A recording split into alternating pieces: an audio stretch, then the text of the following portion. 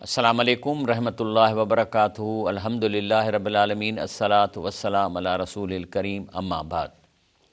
नाज़रीन इकराम, कल्ह असां तव्हांखे ॾसियो पिए त अदद 19 जेको आहे 19 इन जो हर मज़हब में अहमियत रही आहे ऐं इस्लाम में इन 19 खे त मैथमेटिकली चयो वियो आहे त क़ुर जी हर आयत 19 जो मल्टीपल आहे, किथे न किथे माना एॾो ज़बरदस्त कमु कयो अथनि मैथमेटिकली 19 ते त हर माण्हू चए थो त हीउ क़ुर इंसान जो थी नथो सघे जेको एॾी हुन में मैथमेटिक आहे हिन अदद जी। लेकिन मुंहिंजो ॿियो तरीक़ो आहे, मां चवां थो त जेको अलाह साईं चए थो त जहन्नम में 19 फ़रिश्ता आहिनि जेके जहन्नम खे मैनेज कनि था, माना 19 डिपार्टमेंट हूंदा। त अलाह ताला फ़रमाए थो त जेके हीअ ॼारी आहे मकड़ी आहे जेको स्पाइडर आहे, इन जो मिसाल उन वांगुरु आहे जीअं माण्हू शिरक था कनि, जेके अलाह खां सवाइ जिन ॿियनि खे सॾनि था उन जो मिसाल इन मकड़ीअ वांगुरु आहे जेको पंहिंजो शिकार करे ॼारो ठाहे थी। ऐं अलाह चयो त इन जो जेको ॼारो आहे इहो कमज़ोर तरीन आहे पर टेक्निकली स्ट्रॉन्गेस्ट आहे। जो मूं तव्हांखे कल्ह ॾेखारियो त जेकॾहिं असां इन जेको मकड़ीअ जो या स्पाइडर जो जेको ॼारो आहे जेको सन्हड़ो कुंडुनि में हूंदो आहे, इहो छाकाणि त असांखे सन्हड़ो आहे सफ़ा त हिन में स्ट्रेंथ नथी नज़र अचे, पर जे इहे ॼारे खे गॾु करे ऐं हेतिरो थुल्हो असां हिकिड़ो रसो इन जो ठाहियूं त इहो 150 कारुनि खे मथे खणी वेंदो, एॾी ताक़त आहे। इन ॼारे जी स्टील जे मुक़ाबले में 5 दफ़ा वधीक ताक़त आहे। हाणे सुवाल थो पैदा थिए त अलाह थो चए कमज़ोर आहे। साॻे नमूने सां इहे जेके ॼार असांखे फासाइनि था इहे बि अच्छा हिन स्पाइडर जी 19 क़िस्म आहिनि। मां तव्हांखे कल्ह उन्हनि जो केतिरनि जा क़िस्म ॾेखारिया ऐं हे यूट्यूब ते बि अची वेंदो, तव्हां वेंदव न त मेहरान टीवी एंटरटेनमेंट, त उन में इहे कल्हो को लेक्चर मुंहिंजो अपलोड थियल आहे, त उन में ॾिसो जा केतिरा क़िस्म आहिनि। त उनजा 19 क़िस्म हर स्पाइडर पंहिंजे तरीक़े सां फासाए थो। त जॾहिं अलाह ताला इन्हीअ खे शिरक सां चयो आहे त जेके माण्हू शिरक कंदा उनजो मिसाल आहिनि स्पाइडर वांगुरु आहे, त माना इहे ठग बि 19 क़िस्मनि सां माण्हुनि खे फासाइनि था। कल्ह असां 10 क़िस्म ॼार इंसाननि जा फासाइण जा तव्हांखे मूं ॾसिया। अॼु मां 11 जेको ॼार ते अचां थो। 11 ॼार ते अचण लाइ पहिरीं त मां सूरतल अनाम जी आयत पढ़ां थो। आऊज़ बिल्लाहि मिन शैतानिर रजीम बिस्मिल्लाहिर रहमानिर रहीम। चए थो कज़ालिक जअलना लिकुल नबियन अदुवन शयातीनल इंस वल जिन। चए थो त असां हर नबी या हर मोमिन जे लाइ आज़माइश ख़ातिर जेके आहिनि असां पावर ॾिनो आहे शैताननि खे, ऐं उहे इंसान जेके शैताननि सां रिली मिली वञनि था। शैतान सां केरु रिलंदो? शैतान चूंडींदो आहे हिन मुआशिरे में दोस्त, कहिड़ो जेको ॾिसण जो IQ सुठी हुजे, इंटेलिजेंट हुजे, पोइ ऐं ॿियो उन में नाफ़रमानी बि हुजे ऐं हुन में जेको सो बुराई करण जी हुन में जेका असां शौक़ु हुजे, पोइ अहिड़नि माण्हुनि सां उहो शैतानी इंसानी शक्ल में हुन सां कॉन्टेक्ट कंदो आहे अची, या कन में ॻाल्हाईंदो आहे त असीं तोखे पीर था कयूं, असीं तुंहिंजूं करामतूं मशहूरु कंदासीं ऐं तूं असांजो चवणु वठी ॼाए। इहा ई ॻाल्हि अलाह थो करे। चए थो त जेको आहे सो इहे शैतान ऐं जिन ऐं इंस इन्हनि खे मां पावर ॾिनो आहे, यूं ई बादहुम इला बादिन, इहे हिक ॿिए सां ॻाल्हाइनि था। कीअं ॻाल्हाइनि था उहो वरी अॻिते ईंदो, मां तव्हांखे ॾसींदुसि त हिन जी कम्यूनिकेशन जी लैंग्वेज कहिड़ी आहे। पर ज़ुख़्रुफ़ुल क़ौल गरूर आहे। पर इहो शैतानी जिन जेको पंहिंजो यार कनि था न इंसाननि में पीर कूड़ो, इन सां बि ठगी था कनि। वलउ शाह रबुक मा फ़अलू, अलाह चए थो हाणे तव्हां चवंदो त अलाह साईं हिननि खे पोइ छो असांजे मथां हिननि खे पावर ॾिनो आहे, त चए थो अलाह साईं वलउ शाह रबुक मा फ़अलू, अलाह चाहियां त तव्हां उनखे न करणु ॾियां। फ़ज़रहुम वमा यफ़्तरून, पर जन्नत मां एॾी वॾी कई आहे जो मां तव्हांखे आज़माया थो ऐं तंहिंजे करे तव्हां इन्हनि खां पासो कयो जेको हीअ कूड़ ठाहिनि था। ऐं तंहिंजे करे जेको आहे सो इहे दीनी धोखेबाज़, इहे जेके हींअर जिन सां शैतानी जिन मिली विया आहिनि, हाणे पीर थी विया आहिनि इहे, ऐं पगड़ा पाईंदा हीअं कंदा, ये दीनी धोखेबाज़ अपनी जाबा ज़ेबी से, माना कपिड़ा अहिड़ा पाईंदा जो चवंदा वॾो को बुज़ुर्ग आहे, मस्कीनी शिकिल बनाकर अपने आप को बुज़ुर्ग और वली की तौर पर आवाम के सामने पेश करते हैं, और अक्सर इन लोगों को शैतानी जिन्नों की मदद हासिल होती है और उनसे हासिल ख़बरों को करामत के तौर पेश करते। मिसाल तो पीर आहे न कूड़ो थियो वेठो आहे, शैतानी जिन कन में चवंसि ओ हिकिड़ो अचे पियो थो तकिड़ो परियां, मेंह विञाइजी वई अथसि तॾहिं तो तोॾे अचे। हाणे हो जो ईंदो चवंसि अबा मेंह जॾहिं थी विञाइजी तॾहिं तो असां बुज़ुर्गनि ॾे अची त खिजदे में किरी पवंदुसि त साईं बुज़ुर्ग आहे करामत, इहे सॼियूं कूड़ा आहिनि करामतूं। सभु हिननि खे जिन तव्हांजूं ख़बरूं ॿुधाइनि था तॾहिं हिन खे करामत करे इस्तेमालु कनि था। तंहिंजे करे हिन ते अल्लामा मोहम्मद इब्न अज़ल हनफ़ी, हाणे मां उर्दू में पढ़ा, इन नाम नहाद ओलिया के मुतालिक लिखते हैं कि इनमें से एक किस्म लोगों की भी है जो शयातीन से हम कलाम होते हैं, लोग उनको रिजाल गैब कहते हैं, माने करामत वाला हैं। वो शयातीन से मुखातिब होते हैं, उन लोगों के अहवाल जानते हैं, उन लोगों के पास बस खिलाफ आदत अनोखी चीज़ें भी होती हैं जो करामत और ये इस बात का मुतकाज़ी होती है कि वो औलिया हैं। इनमें से तो मुसलमानों के ख़िलाफ़ मुशरिकों की मदद भी करते हैं, हक़ में लोग मुशरिकों के भाई हैं। हाणे हे वेठा आहिनि। हाणे तंहिंजे करे रसूल सल्लल्लाहु अलैहि वसल्लम फरमायो आहे त जेको तव्हांखे घर जूं ख़बरूं ॾिए इहो शैतान आहे, त बाबा तूं हिन तोखे ख़बर आहे तूं हिन कम लाइ। तंहिंजे करे नबी खे फरमायो मन अता अराफ़न फसालहु शयुनि, अहिड़े ॾे वञणु ऐं उन खां वञी को सुवालु करणु या शइ पुछणु, लम तक़बल लहू सलात अरबईन लेला, तुंहिंजी 40 ॾींहं निमाज़ क़बूल कान पवंदी जेकॾहिं तव्हां अहिड़े ॾे विया हो। ॿी जाइ ते अचे थो, चए थो त अल अराफ़ अलज़ी युदा मैरफ़त अल उमूर, इहो जेके जादूगर इहे पीर थियनि था, इहे मिन तरीक़ जिन, इहे शैतानी जिन्हनि खां ख़बरूं वठनि था। तंहिंजे करे इन खां सुवालु करणु जाइज़ न आहे। चए थो मन अता काहिननि, जेकॾहिं कंहिं अहिड़े ॾे वियो काहिन ॾे, अराफ़न फ़सदको ऐं यकीन कयईं त सच थो चए, बेमा यकूल फ़क़द कफ़र बेमा उनज़िल अला मोहम्मद सल्लल्लाहु अलैहि वसल्लम, त पोइ हिन क़ुर खे कूड़ो करे छॾियो, हीउ क़ुर को माण्हू नथो वञे जेको इन्हनि ॾे वञे थो तावीज़ कराइणु। अल्लाह जे सचे वलियों की पहचान कीअं कजे? नेक माण्हू त आहिनि न, हाणे ठगनि ऐं इन्हनि में कीअं पहचान कजे? छो त अल्लाह जा वली हिन मुआशिरे में अल्लाह जो इनाम आहिनि, उन्हनि जूं अखियूं असांजूं, उन्हनि जा पेर असांजूं अखियूं आहिनि। हिन दुनिया में नेक बि माण्हू आहिनि, अल्लाह जा वली मौजूदु आहिनि, पर हिन सां गॾु कूड़ा पीर ऐं कूड़ा ठग बि आहिनि। हाणे सुञाणप जो कहिड़ो तरीक़ो आहे? पहिरीं निशानी कीअं सुञाणंदो? अल्लाह जो हक़ीक़ी बानो सुन्नत ते क़ाइमु हूंदो। रसूल फरमायो त मन रग़िब अन सुन्नती फलैस मिनी, जेको मुंहिंजे सुन्नत ते क़ाइमु न आहे उहो असां मां आहे कोन। हाणे अचो ॿ टे सुन्नत जूं ॻाल्हियूं कयूं था। मिसाल तौरु पहिरीं ॿी निशानी आहे त अल्लाह जो वली ज़ाहिरी तौरु हिकु आम माण्हू नज़र ईंदो। रसूल सलाम फरमाए थो त अब्दुल्लाह बिन अबी नमिरन फरमाए थो त बईनमा नहुन जुलूस फिल मस्जिद, त असां रसूल सां हिकिड़ी जाइ ते वेठा हुआसीं, दख़ल रजुलन अला जमलिन, त परे खां हिकिड़ो मुसाफ़िर उठ ते आयो, अना खाऊ, पोइ उनजो गोॾो ॿधईं पे मस्जिद में, सुम अकल हू सुम काल, पोइ अंदरि अची असां सभिनी निहारियईं। हिन में रसूल वेठो आहे। जेकॾहिं नबी करीम सल्लल्लाहु अलैहि वसल्लम इन पगड़नि वांगुरु पगड़ पाए ऐं वेहे ऐं ॿ माण्हू वेठा ज़ोर ॾियनिसि, ॿ वरी पखा पिया हणनिसि ऐं ॿिया वरी हेठि ईअं वेठा हुजनि कुत ख़ल्क़ वांगुरु, त सुञाणे वञे हा त हे अलाह जो रसूल आहे। छा थो चए? अय्युकुम मुहम्मद व रसूलुल्लाह सल्लल्लाहु अलैहि वसल्लम, निहारे कोन सुञातईं, छो त अलाह जो रसूल उहे ई कपिड़ा पाए वेठे, आम कपिड़ा अहिड़े नमूने सां वेठो जीअं सभु वेठा हुआ, जो का तमीज़ सम्झ में न पई अचे। तॾहिं त पुछईं त तव्हां में रसूल सल्लल्लाहु अलैहि वसल्लम कहिड़ो आहे? त चवणु लॻा त फ़काल हाल रजुल अबियद अल मुतकी, चई इहो आहे जेको इहो वेठो अथव अछे रंग जो जेको टेक ॾेई वेठो आहे। माना सुन्नत आहे त अल्लाह जो वली आम कपिड़ा पाईंदो, ईअं वेहंदो जो ईअं न ख़बर पए त हीउ को वॾो बुज़ुर्ग आहे ऐं माण्हू हुनखे ज़ोर वेठा ॾियनि या हटो बचो कनि। न। टीं निशानी, अल्लाह जो वली आम माण्हू सां गॾिजी खाईंदो।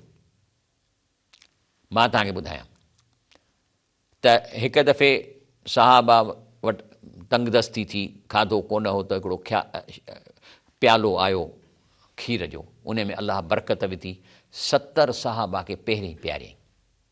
जॾहिं पीउ उन्हनि बचायो त उन खां पोइ हज़रत अबू हुरैरा खे चयईं त पहिरीं तूं पी। काल अकुद फशरब, वेही पी। फ़क़त चए थो हज़रत अबू हुरैरा रज़ी अल्लाह ताला चए थो मां वेही पीतो फशरब, फ़क़ाल अशरब, चए अञा पी, चई वरी हुकुम ते फशरब, फमाज़ाल यकूल अशरब, ऐं हर पियो चए अञा पी, चए पोइ बसि नबी करीम सल्लल्लाहु अलैहि वसल्लम न पियो करे त हता कुल तूं चयो मां साईं मुंहिंजा ला वल्लज़ी बअसक बिल हक़ मां अॼु लहू मसल कनि, चई तोखे मां कसम थो खणा जंहिं तोखे इहा मबूस कयो आहे अलाह जो रसूल, हाणे मां कसम थो खणा ला अजलो मुंहिंजो पेटु सफ़ा फूकिजी वियो आहे, मूं वटि जाइ कान्हे वधीक पीअण जी। काल अरनी चई हेॾे कर हाणे अतई तूं कद उहो प्यालो ॾिनो वियो। हमदल्लाह चई अलहमदुलिल्लाह बिस्मिल्लाह व शरफ ऐं सभिनी जी ओभर पी वियो। इहो आहे वलीअ जी निशानी। मां जॾहिं मके मुकरमा में इंजीनियर 10 साल, त मां जंहिं बुज़ुर्ग वटि असां पढ़ंदो हुउसि, इल्मु हासिलु कंदो हुउसि, उन हिकु ॾींहुं असांजी दावत कई। 6-7 ॼणा हुआसीं। घर वठी वियो, फ्लैट में वेठासीं। साईं हुन घर में केरु कोन्हसि, पाण मानी पचाईंदो हो। हुन देगिड़ीअ मां ॿोड़ कढियो ऐं 6-7 प्लेटुनि में विझी वियो ऐं मानी पकल ॿाहिरां मिलंदे रखियईं। चई खाओ, पाण चुप करे वेठा। मूं चयो सर आप बि खाएं? चई नहीं तव्हां खाओ। असां खाई बसि कई। पोइ छा कयईं, जो जेका असांजी ॿोड़ जी ओभर बची 7 प्लेटुनि में हिकिड़ी प्लेट में विझी ऐं वरी देगिड़ीअ मां थोरी ॿी रस विझी पाण खाइणु लॻो। त मूं चयोमांसि त साईं तव्हां छा क्या कर रहे हो? चए तो अल्लाह के रसूल की सुन्नत ये है कि वो सबसे आख़िर में खाते थे। जीअं मूं तव्हांखे, इहो आहे अल्लाह जे वलीअ जी निशानी। ईअं न त हाणे तव्हां वटि साईं अचे त उहो खाए कुकड़ ऐं वरी ॿाहिरि वरी हलायो छोला ऐं चांवर। इहा नाहे अलाह जी वली निशानी। ऐं जेकॾहिं इहो कराए थो त उन खे बि ख़ुदि ख़ौफ़ थियणु खपे। तंहिंजे करे नौकर खे बि तव्हांखे उहो खाधो ॾियणो जेको खाओ था। जेकॾहिं ड्राइवर तव्हांजो तव्हां सां गॾु हले थो ऐं कंहिं होटल में वञो था त गॾु वेही उनखे उहा मानी खारायो। अल्हम्दुलिल्लाह मां हिन सुनत ते अमल कंदा। वरी मुंहिंजे तव्हां ड्राइवरनि खां पुछो मूंसां जेके हलंदा आहिनि उहे मूंसां गॾु मानी खाईंदा आहिनि। चौथी निशानी आहे हथ जी कमाई। अलाह जो वली कॾहिं बि चंदे ते ऐं बुज़ुर्गनि जे कमाईअ ते ऐं ॾोकड़नि ते कोन कंदो, पंहिंजो कोन को धंधो ज़रूरु कंदो। हे साईं पराडो पिया था वठनि, मर्सिडीज़ पिया था वठनि ऐं साईं प्रॉपर्टियूं पिया था ठाहिनि। किथां आयो? को धंधो उन्हनि जो कोन्हे को। माना जेको चंदो अचे आधा देग में आधा जेब में। चौथी निशानी रसूलुल्लाह सल्लल्लाहु अलैहि वसल्लम फरमायो मां कसब रजुल कसबन अत्यब मिन अमल यदी। जेको इंसानु कमाए थो उनजी बहितरीनु कमाई जेको पंहिंजे हथ सां मज़ूरी थो करे। मां अनफ़क़ रजुल नफ़्सी व अहली व लदी खादी फ सदका। ऐं पोइ उन हथ जी कमाईअ मां जेको पंहिंजे ख़ानदान खे ॾिए थो, औलाद खे ॾिए थो, नौकर खे ॾिए थो, इहो सभु सदको काउंट थींदो। तंहिंजे करे नबी करीम सल्लल्लाहु अलैहि वसल्लम छा कंदो हो? जेको आहे सो अन असवद काल साल तो आयशा रज़ी अलाह ताला अन्हा मां कान नबी सल्लल्लाहु अलैहि वसल्लम यसनो बेदे। चई भला घर में नबी कहीं छा कंदो? चई काल त कान यकून फी महिनत अहली। चई असां सां हर कम में हिसो विझराईंदो, यानी पंहिंजे घर जी ख़िदमत कंदो हो। माना जेको मां कमु उन में मूंसां गॾु वेही उहो कमु कंदो हो। फ़ैज़ा हज़रत सलाह। बाक़ी हिकिड़ी एक्सेप्शन आहे, जॾहिं अज़ान जो आवाज़ु ईंदो हो त पोइ निमाज़ ते हलियो वेंदो हो। इहो आहे निशानी अलाह जे वलियुनि जी। जे तव्हांखे मिले थो मूंखे ॿुधायो, मां बि अचे उनजा हथ चुमियूं लाइ चऊं साईं मूं लाइ दुआ घुरो। न त इन खां अलावा इहे जेके निशानियूं जंहिंमें न आहिनि माना इहो ठॻु आहे। इन माण्हू खां बचो था। जार नंबर 12 चवनि था त जेकॾहिं क़ुर पाक जी इहा जेका लफ़्ज़ी माना अवाम में छा आहे त असल त इहो आहे त क़ुर जी तव्हां लफ़्ज़ी माना अवाम में ॾींदव त फ़िरके वारियत ख़तमु थी वेंदी। छो त फ़िरके वला क़ुर में वला तफ़रक़ू फ़िरका न क़ाइमु कयो, पोइ त फ़िरके वारी ख़तमु थी वेंदी। लेकिन अवाम खे क़ुर जी लफ़्ज़ी माना खां दूरि कयो थो वञे। बाक़ी तफ़सीरूं पढ़णु ॾींदा तव्हांखे। हाणे तफ़सीर त हिकिड़ो इंसान जो पंहिंजो ओपिनियन आहे न, क़ुर त न आहे। के तफ़सीरूं हक़ जूं बि आहिनि पर असांखे ज़रूरत ई कान्हे का। अलाह ताला क़ुर पाक जी जेका लेवल रखी आहे त जेकॾहिं तव्हांजी लफ़्ज़ी माना पढ़ंदव ऐं अणपढ़ियल बि आहियो, तव्हांखे पढ़ी ॿुधाईंदव ऐं ते अमल कंदो, जन्नत मिली वेंदी। बाक़ी अल्हम्दुलिल्लाह तफ़सीर वारनि उलमा जो दर्जा ऊचा आहिनि। जन्नत में 100 दर्जा आहिनि। पोइ थी सघे थो 13 दर्जे में केरु वञे, को शान नज़ूल बयानु करे 15 दर्जे में वञे। बाबा असांखे खपे रुॻो अलाह त असांखे जहन्नम खां बचाए। जन्नत में असां लाइ लफ़्ज़ी माना खोड़ आहे, अवाम दास लाइ लफ़्ज़ी माना काफ़ी आहे। क़ुर छा थो चए? वलक़द यस्सरनल क़ुरान लिज़िक्र फ़िल हल में मुद्दकिर। 4 दफ़ा चयो आहे त असां क़ुर जी लैंग्वेज सवली कई आहे। तव्हां जेकॾहिं पंहिंजी ॿोलीअ में पढ़ंदव तव्हांखे ख़बर पइजी वेंदी मां छा थो चाहियां, त पोइ आहे केरु सम्झण वारो। आसानी इहा आहे क़ुर जी। तंहिंजे करे अंग्रेज़ जॾहिं आया हिंदुस्तान में त हुननि पहिरीं असेंबली में तक़रीर कयूं, जंहिंजो मूं रिकॉर्ड तव्हांखे 2-3 दफ़ा किथे ॾेखारियो बि हूंदो। त हुननि क़ुर हिन हथ में खणी पहिरीं त मिनिस्टर ऑफ कॉलोनीज़ पहिरीं इहो क़ुर खयो हो शुरूअ में। ऐं उन अंग्रेज़ी में चयो त until we do not remove this क़ुर from Muslims we can not dominate over them. चए थो मुस्लमाननि खां जेसिताईं क़ुर न फुरींदासीं असां उन्हनि ते कब्ज़ो नथा करे सघूं। त चलो हींअर ब्रेक वठूं था, पोइ मां तव्हांखे ॾसां थो। अस्सलाम वालेकुम रहमतुल्लाहि व बरकातहू। असां हींअर ॼार नंबर 12 ते पहुता आहियूं, जेको हिननि ठगनि ठाहियो आहे असांखे फासाइण जे लाइ। उहो आहे त अवाम नास में कुरान की लफ्ज़ी माना की तालीम आम की जाएगी तो फ़िरके व दम तोड़ देगी। इसीलिए अवाम नास को कुरान की लफ्ज़ी माना से दूर रखा जाए। माना तफ़सीरूं पढ़ो छो तो डायल्यूशन थी वञे, लेकिन कुरान जी लफ्ज़ी माना में तव्हां जेकॾहिं पढ़ंदव त इहे सभु फ़िरका ज़ाहिर थी पवंदा। अलाह ताला तव्हांखे सिधो रस्तो ॾेखारींदो। तंहिंजे करे असां जेका आहे, अलाह ताला फरमाए थो लक़द यसरनल क़ुरान ले ज़िक्र फिल हल में मुदकिर, माना अलाह चए थो मां हिन क़ुरान जी लैंग्वेज एॾी आसान कई आहे जो जेकॾहिं केरु इनखे पंहिंजी ॿोलीअ में पढ़ंदो त उनखे माना उनखे ख़बर पइजी वेंदी त मां छा थो चवां। एॾी सवली आहे क़ुरान जी माना, इहो अलाह जो दावा आहे। लेकिन असांखे चवनि था तव्हां क़ुरान जी माना न कयो। हाणे इन में ठगी कड़ी था कनि, चवनि था क़ुरान का तर्जुमा न पढ़ो गुनाहगार हो जा। हिते पढ़ो जो मतिलबु आहे त तव्हां पंहिंजो था कयो, माना तव्हां पंहिंजो क़ुरान जो तर्जुमो कंदव त गुनाहगार थींदो। बिल्कुलु थींदासीं। असां को अरब आहियूं जॾहिं तर्जुमो कयूं, असांखे कहिड़ी अरबी अचे थी। बल्कि असां त उलमा जो कयल तर्जुमो पढ़ूं था, पोइ असां छो गुनाहगार थींदासीं। पर जेकॾहिं फ़र्ज़ु कयो हुन तर्जुमो कंहिं आलिम ग़लति कयो आहे त हिन महिल ताईं आसमान खड़ो करे छॾियो आहे त हे फलाणे हिन माना आहिनि, ईअं थी नथो सघे। ट्रांसलेशन में ग़लती केरु बि कोन थो करे सघे। तंहिंजे करे मां चवंदुसि कंहिं बि क़ुरान जो तर्जुमो कयो उनखे क़ुरान जो बिल्कुलु सही कयो अथई। बाक़ी ब्रेकेट में का शइ विझे उहा ॿी ॻाल्हि आहे, पर तर्जुमे में केरु ग़लती। मां बि चवां थो I am sitting on the chair, त पोइ जो तर्जुमो कंदो त मां उठ ते वेठो आहियां, केरु कोन कंदो। तंहिंजे करे हर तर्जुमो सही आहे। मां नथो चवां त हिन जो पढ़ो हुन जो पढ़ो, जंहिंजो वणेव तंहिंजो पढ़ो, उर्दू में पढ़ो, सिंधीअ में पढ़ो, अंग्रेज़ी में पढ़ो, पर तर्जुमो आहे। लेकिन अंग्रेज़ खे ख़बर हुई त असां मुस्लमाननि खां हुकूमत फुरी आहे, मुग़लनि खां, जेको हिंदुस्तान में 1100 साल खां हुकूमत कनि पिया। ऐं अंग्रेज़ खे ख़बर हुई त इहे जिहाद कंदा, शहीद थींदा, गाज़ी थियण लाइ निकिरंदा ऐं हणंदा असांखे पादर। उनखे न्यूट्रल करण लाइ मिनिस्टर ऑफ कॉलोनीज़ जी क़ुरान हथ में खयों, हीअं खईं। इन जी तस्वीरूं मौजूदु अथव, तकीर मौजूदु अथव। चई let us remove this Quran from Muslim hands.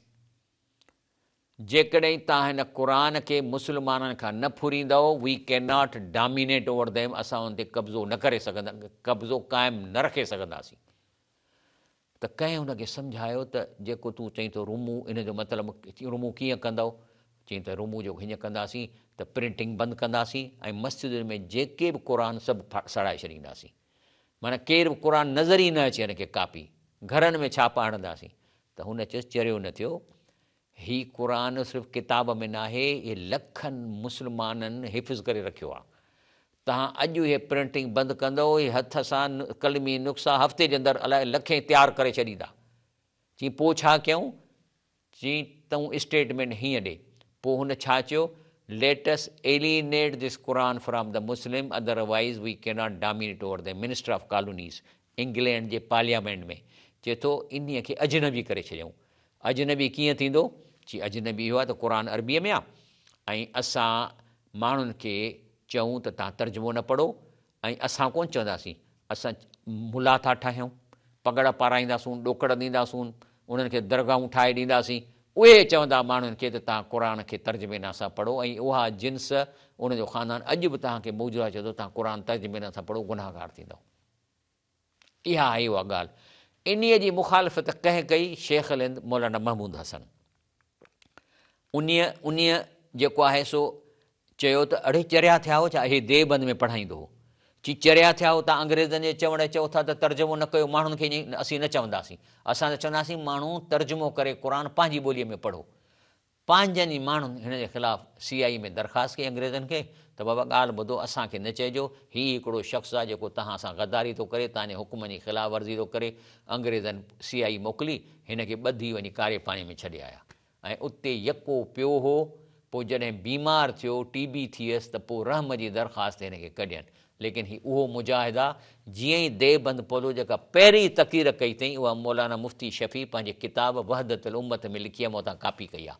छा थो चवे ॿुधो। हज़रत शेख मोहम्मद फरमाया, हाणे पहिरीं तक़ीर कारे पाणीअ मां निकिरण खां चए थो, मैंने जहाँ तक जेल की तन्हाइयों में इस पर गौर किया कि पूरी दुनिया में मुसलमान दीनी और दुनियावी हर हैसियत से क्यों तबाह हो रहे हैं। उसके दो सबब मालूम हुए, एक उनका कुरान को छोड़ देना, दूसरा उनका आपस में इख्तलाफ। इन ते वरी मौलाना मुफ्ती शफ़ी रहमुल्लाह चवे तो त आपस का इख्तलाफ भी कुरान को छोड़ने की माना सबब इहो ई आहे त असां कुरान खे सम्झी कोन था पढ़ूं, तॾहिं इख्तलाफ थिया आहिनि। इसीलिए में वहीं से हाणे शेख अलन छा थो चए थो मां जेल मां निकितो आहियां न, मां वहीं से अज़म लेकर आया हूँ कि अपनी बाक़ी ज़िंदगी हिकिड़ो कमु कंदुसि। कहिड़ो? क़ुरान करीम को लफ़्ज़नि ऐं माननि आम कंदुसि। माना मान तफ़सीर ॿुधाई न शान नज़ुल आऊं त क़ुरान जी लफ़्ज़ी आम माण्हुनि ताईं, ॻोठनि में, घरनि में, स्कूलनि में क़ुरान जी लफ़्ज़ी माना ॿुधाईंदुसि, जेको मां बि तव्हांखे चवां वेठो त चई इन जो हल इहो आहे त अॼु बि असां हिन रमज़ान में क़ुरान जी लफ़्ज़ी माना पढ़ंदासीं, असांखे इंफॉर्मेशन मिली वेंदी। तंहिंजे करे अल्लाह रसूल सल्लल्लाहु अलैहि वसल्लम बि अहिड़नि माण्हुनि खे आइडेंटिफाई कयो आहे। हदीस शरीफ़ में अचे थो त यक़ूल यख़रुज फ़ीकुम क़ौमुन, के माण्हू तव्हां में अहिड़ी जमायत पैदा थींदी अॻिते हली, तहक़िरून सलातकुम सलातम, जो निमाज़ जो एॾो अहतमाम कंदा, निमाज़ पढ़ो निमाज़ पढ़ो निमाज़ पढ़ो, जो तव्हां सहाबियो बि चवंदव त एॾी तबलीग निमाज़ जी असां बि कान कई। व श्यामकुम मां श्याम, वरी रमज़ान जे महीने में रोज़नि जो एॾियूं फज़ीलतूं ऐं एॾी कोशिशूं कंदा जो सहाबियो तव्हां बि एॾी कोशिशि कान कई। व अमलकुम मां अमलहुम, ऐं हुनजा अमल अहिड़ा हूंदा जेके तव्हां पंहिंजे अमलनि खे घटि सम्झो। लेकिन इन्हनि जमायत जी जेका रुगो चए थी तबलीग में त निमाज़ पढ़ो, हे कयो हो कयो, इन्हनि जी हिकिड़ी निशानी हूंदी यक़रऊनल क़ुरान, जॾहिं क़ुरान पढ़ंदा ला युजाविलूं, उहो निड़ीअ खां हेठि कोन लहंदो। निड़ीअ खां हेठि माना लहंदी आहे। अरबी त हुनखे अरबी त अचेनि बि कान थी, खणी केॾी बि निमाज़ जी ॻाल्हि कनि, बसि रुगो पिया क़ुरान पढ़ंदा, रुगो अरबीअ में क़ुरान पिया पढ़ंदा, त चए थो त क़ुरान पढ़ंदा ला हुलूकुम, निड़ीअ खां हेठि कोन लहनि, हुन जुर्म कड़कनि हेठि। यमरुकून मिलल दीन, इन्हनि जो दीन में जेको एफर्ट आहिनि ईअं निकिरी वेंदा कमा यमरुक सां मिलल रमीअ, जीअं तीर निशाने खां छुटी वेंदो आहे। इहा ॻाल्हि थो करे त माना असल त शइ आहे त सहाबियो के माण्हू एॾो महिनत कंदा जो तव्हां बि न कई, पर इन जी निशानी आहे त क़ुरान पढ़ंदा ई कोन माना सां, ऐं जेकॾहिं पढ़ंदा त उहो निड़ीअ खां हेठि कोन लहंदा। हाणे मां जो अरबीअ में मिसाल तौरु हे मूं वटि अरबी जो क़ुरान आहे, हाणे मां मिसाल तौरु मां हितां कालो जेतना बिल हक़ अमन तमिन लाइ बि छा थियो, पढ़ी त छॾियमि, हर हर्फ़ ते नेकी मिली मूंखे, लेकिन जॾहिं मां माना कंदुसि त इन जो सवाबु सॼे क़ुरान खे पढ़ण खां वधीक। मां थो हाणे माना कयां, छा थो चए, चवनि था त तूं असां वटि कंहिं नबीअ खे चवंदा तूं असां वटि इहो खणी आयो आहीं त इहो सच थो चईं या खेॾी थो असां सां, त माना हे जेको क़ुरान सच आहे या असां सां मज़ाक थो करीं, इहा ॻाल्हि था कनि। कंहिंखे था चवनि जेको आहे सो हज़रत इब्राहिम अलैहिस्सलाम खे, त माना कयमि न। हाणे इन जो सवाबु हिन सॼे क़ुरान खे अरबीअ में पढ़ण खां वधीक मां कोन थो चवां, ज़ादिर माद में लिखियो पियो आहे। वरी हज़रत अब्बाज़र खे रसूल फरमा, हिकिड़ी आयत क़ुरान जी जेकॾहिं तूं अमल इन सां पढ़ी त उनजो सवाबु 100 रकात नफ़लनि खां वधीक आहे, या हिकिड़ो बाब इल्म जो सिखी त उनजो सवाबु 1000 रकात नफ़लनि खां वधीक आहे। असल त शइ इहा आहे। तॾहिं तो नबी करीम सल्लल्लाहु अलैहि वसल्लम फरमाए त अहिड़ा माण्हू जेके रुगो निमाज़ पिया था कनि पर क़ुरान पढ़नि ई कोन था, सम्झी निड़ीअ खां हेठि कोन थो लहे। ज़बान सां त हींअर मूं पढ़ियो न, पर निड़ीअ में तॾहिं हेठि लहंदो जॾहिं जी मूंखे ख़बर पए त मूं छा पढ़ियो आहे। तंहिंजे करे धोखो था चवनि बाबा क़ुरान मुश्किल आहे, ॾुखियो आहे, ऐं होॾो तो अलाह साईं लक़द यसरनल क़ुरान, हो त मां क़ुरान आसान कयो आहे। हीअ माना अलाह जा बि मुखालिफ़ आहिनि न। जब कोई कहे कि अल्लाह ने हुकुम क्यों दिया तो क्यों के लिए 14 इल्म खपनि। वाकई चवंदा क़ुरान तव्हां खां मुश्किल आहे, हुन लाइ 14 इल्म खपनि। अबा 14 इल्म कंहिंखे खपनि, जेकॾहिं मिसाल तौरु अलाह साईं फरमाए थो त तव्हां हीउ कमु कयो, चए थो मिसाल तौरु चए थो त व्याज न खाओ, त पोइ मां थो चवां अदा अलाह चयो व्याज मां हाणे व्याज न खाईंदुसि, त बसि। पर जेकॾहिं मां चवां अलाह छो झलियो आहे व्याज खां, त पोइ 14 इल्म खपनि, त छो जे लाइ। ब्रेक वठूं था इंशाअल्लाह।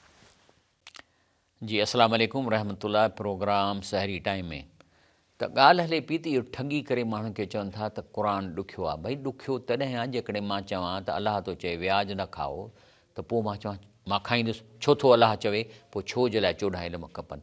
लेकिन अगर कोई कहे कि जो अल्लाह हुक्म दे रहा है तुम्हें क्यों के बगैर मान लेता हूँ, तो फिर कुरान पर आसान है अमल करना। जीअं अल्लाह चयो आहे वलक़द यसरनल क़ुरान ले ज़िक्र पर हल में मुदकिर। वरी चवनि था तो आप कुरान की लफ्ज़ी माना से मतलब निकाल कि अंदरूनी माना है, हाणे कुरान जी अंदरूनी माना है। इहो अक़ीदो आगा ख़ाननि जो आहे। अल्लाह पाक अहिड़े क़िस्म जो अक़ीदे रखने वालों के लिए ही आयत ॾिनी आहे। कहिड़ी? अल्हम्दुलिल्लाहिल्लज़ी अंज़ल अला अब्दिल किताब वलम यजलू इवजा। चए थो त हीउ क़ुरान अहिड़ो मूं ॾिनो आहे जंहिंजे में एवज ॾिंगाई, यानी अंदरूनी माना कान्हे का। इन एवज जी मां तफ़सीर थो तव्हांखे ॾसियां। एवजा युरीदुना एवजन हस्ब शहवातूं इनराफ़ हर माना एवज आहे, माना अंदरूनी माना जो मतिलबु आहे त असांजी जेका नफ़्सानी ख़्वाहिशुनि जूं मानाऊं कयूं ऐं हक़ खां फेरायूं माण्हुनि खे अंदरूनी माना जो कॉन्सेप्ट ॾींदी। देयर इज़ नो अंदरूनी माना। अलाह जे क़ुरान में को एवज कोन्हे को। ऐं चवंदा क़ुरान उस्ताद खां बग़ैर सम्झ में न ईंदो। ये बात सही है कि अगर शागिर्द कुरान से फ़िक़ा तफसीर की किताबें लिखना चाहता है तो फिर ज़रूर है उस्ताद, लेकिन सिर्फ अमल करना है तो ध्यान से सुनकर समझ कर अमल कर सकता है। इस अमल करने वाले की समझ के लिए दुनवी तैलीम जी ज़रूरत कान्हे, बकरार हुजे रेडार हुजे। अगर कोई ये बात न माने कि सही मां कुरान सिंधीअ में माना ॿुधी आहे पर अञा मूंखे सम्झ में नथो अचे, त बक़ौल इमाम इनकलाब उबैदुल्लाह सिंधी, ये ऐसे लोग जो कहते हैं कि ज़माने में कोई शख्स कुरान हकीम को नहीं समझ सकता वो ज़ालीन आहे। चीन ज़ालीन ही हुआ, माना मेंटली रिटार्डेड आहे। छाकाणि त चए थो त हिन क़ुरान जी उलमा हज़रात तर्जुमो करे छॾियो आहे। अब इस किताब अज़ीम को समझना नहायत आसान हो गया है। अब भी ये कहना कि कुरान हकीम समझ में नहीं आ सकता परले दर्जे की गुमराही ज़लालत नऊज़ बिल्लाह मिन ज़ालिक। यार नंबर 13, धोखेबाज बुज़ुर्गों की दावा होती है कि बुज़ुर्ग की निशानी करामतें दिखाना, मिसल हवा में उड़ाए ॾेखारींदो या केरु ईंदो तुंहिंजा घर जा सीक्रेट हवाला उनखे ॿुधाईंदो। त इहा दावा त कंहिंजे मुशिकरनि कई। चऊं कालू लन नोमिन लक हता तफ़जुर लना मिनल अंद यमु। रसूल साईं तुंहिंजे हिन नबूअत ते एतबार न आहे जेसि ताईं तूं को जादू करे हेठां असांखे चश्मा कढी ॾेखारी, या तो वटि को बाग़ हुजनि, या को तूं नहरूं वहाए ॾेखार। त इहे जेके शैतानी जिन आहिनि, इहे पंहिंजे पीरनि खे ख़ुशि करण लाइ हवा में खणनि था ऐं इन ख़ासि तौर हिन पीर खे तवाफ़ ते पहुचाईंदा। हज कोन करणु ॾींदसि, छो त हज जॾहिं अरफ़ात मां न वठी वेंदसि त हज कोन थींदो। तवाफ़ में उन पीर खे वञी हवा में उॾाए पहुचाईंदा। तॾहिं जॾहिं ॻोठ जा माण्हू तवाफ़ हज में कंदा हूंदा त माण्हू चवंदा त मां साईंअ खे तवाफ़ में ॾिठो, त हिते मोटी चवंदा बसि साईं हिते रखियो वेठा चरिया थिया हुता, त चवंदा वाह साईंअ जी करामत। माना इनखे खणी पर हज कोन कराईंदा, छो त पलीत रखिणो अथनि, त पोइ उनखे अरफ़ात मां न गुज़ारींदा, माना हज कोन थींदो। ऐं पोइ कंदा मिसाल तौरु हे ॿियनि मज़हबनि में बि शैतानी जिन उन पीरनि जे पुटनि खे नंढे लाइ खां बैलेंस करणु सेखारींदा। ॾिसो हुनखे हवा में खयूं बीठो आहे न, हे ॾिसो हुनखे हवा में उॾाए थो, इहे जिननि जो कमु आहे। शैतानी जिन इहे पीरनि खे खणी सघनि था मथे। तंहिंजे करे जेको आहे सो नबी करीम सल्लल्लाहु अलैहि वसल्लम चए थो त बीबी आयशा चयो त नबी साईं खां पुछी त इहे जेके जादूगर आहिनि इहे छा आहिनि? त पाण सल्लल्लाहु फरमायो त कॾहिं कॾहिं का अहिड़ी ॻाल्हि चवंदा जेका सची निकिरंदी आहे।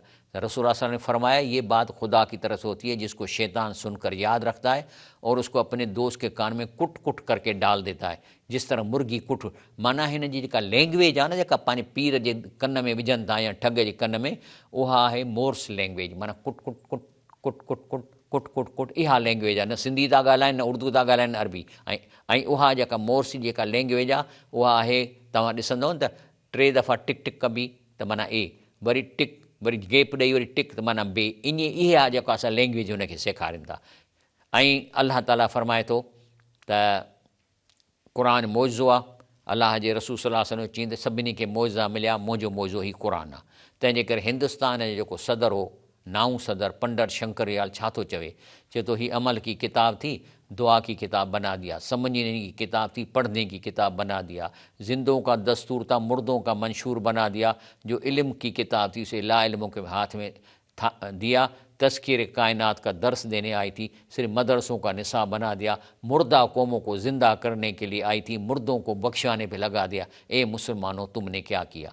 उन खां पोइ वरी चौथों ॼार आहे कूड़ियूं हदीसूं।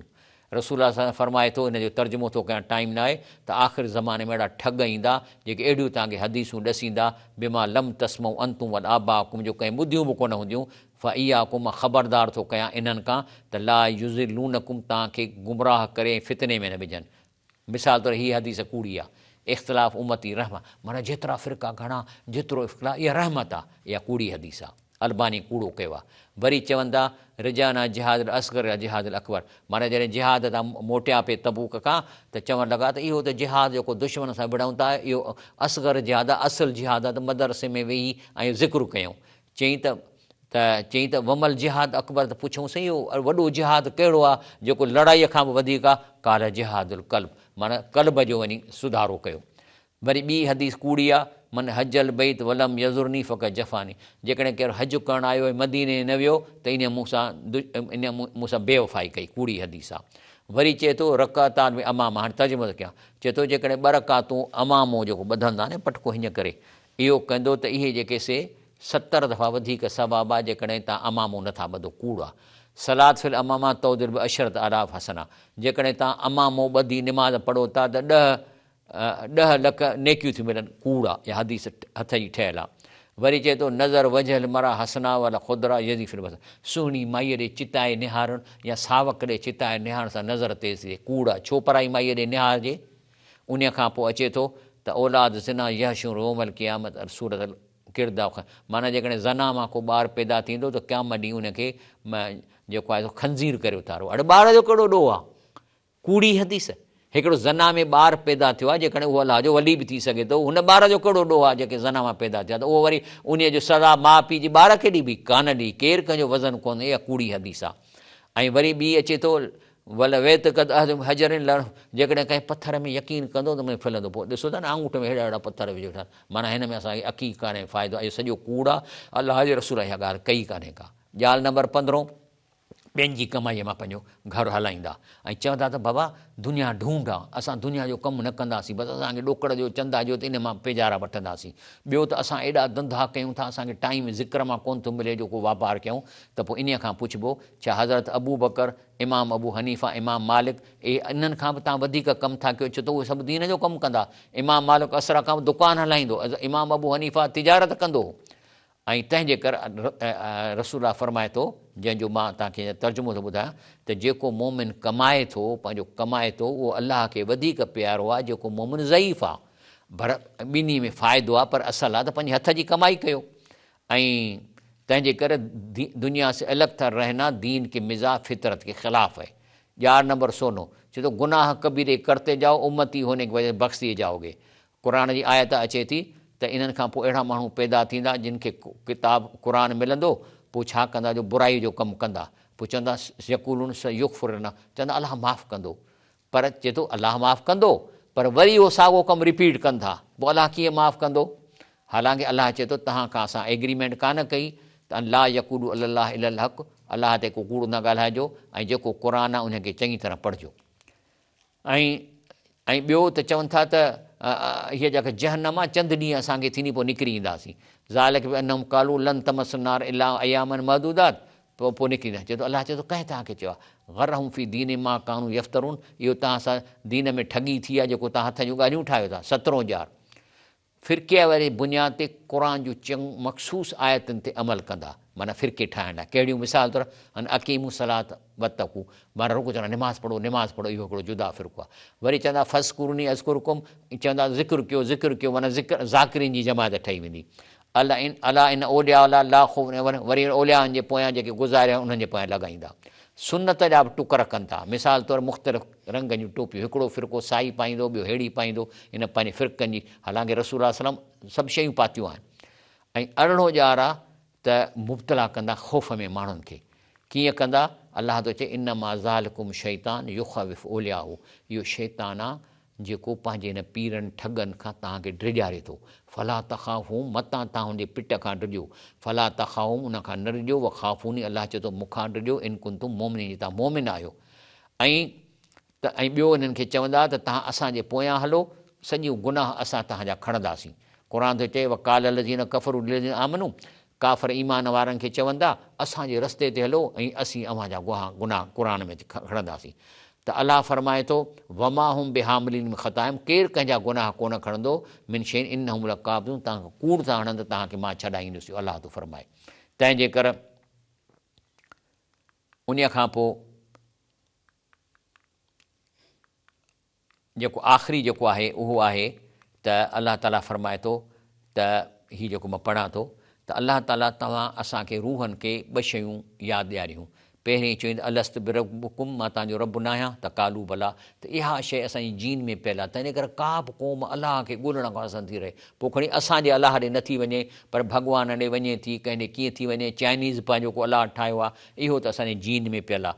ऐं ॿी ॻाल्हि जेका असांजे जीन में अलाह साईं विधी आहे उहो इहा आहे त ओ तक़ूलू इनमा अशरक आबाउना मिन क़ब्ल, माना ईअं न अची चइजो त हीउ शिरक त असांजे बुज़ुर्गनि ऐं वॾनि कयो, किताब लिखिया। अफ़ तुहलिकुना बिमा फ़अलल मुब्तिलून, त पोइ इन्हनि खे असीं अमल कयोसीं त पोइ असांजो कहिड़ो ॾोह अचे, इहो मां क़बूल कोन कंदोसांव। छो त मां तव्हांखे एतिरो अक़ुलु ॾिनो हो जो हक़ ऐं सच खे सुञाणे सघो पिया। तंहिंजे करे तव्हां ईअं मूंखे न चइजो त मां शिरक कयो, छाकाणि फलाणे वॾीअ चयो, फलाणे बुज़ुर्ग चयो। वकज़ालिक नुफ़सिलुल आयात, असीं अहिड़े नमूने सां हे तव्हांजो क़ुर जो आयतूं तव्हांखे खोले बयानु कयूं था लअल्लहुम यरजिऊन, त जीअं तव्हां सिधे रस्ते ते मोटो। ॾिठव तव्हां हे 19 ॼार हिननि फासाया आहिनि असांखे फासाइण जे लाइ, तव्हांखे फासाइण लाइ। तंहिंजे करे जेकॾहिं हिन रमज़ान शरीफ़ में तव्हां क़ुर जो दौर तर्जुमे सां पढ़ी पूरो कंदव त इहे 19 ॼारनि वारा तव्हांजे साम्हूं अची वेंदा तव्हांखे। ऐं हीउ जेको प्रोग्राम आहे इनशा अल्लाह ताला मेहरान एंटरटेनमेंट ते अपलोड थी वेंदो, इन खे ॾिसो। मां कुझु में तकड़ इन लाइ कई आहे जो टाइम कोन्हे, न त मां हीउ 19 आस्ते आस्ते तव्हांखे सम्झायां त वधीक सम्झ अचे। पर इनशा अल्लाह जेकॾहिं तव्हां किथे ॻोठ में चवंदव त मां अची उते इहे 19 क्लियर करे तव्हांखे सम्झाईंदुसि। पर बहरहाल जिन ॿुधो इनशा अल्लाह उनखे ज़रूरु सम्झ में अची वेंदो। मां अलाह ताला खां दुआ कयां थो त हीउ रमज़ान शरीफ़ असांजे मग़फ़िरत जो सबबु बणिजे, असां क़ुर सां तालुक़ु रखूं।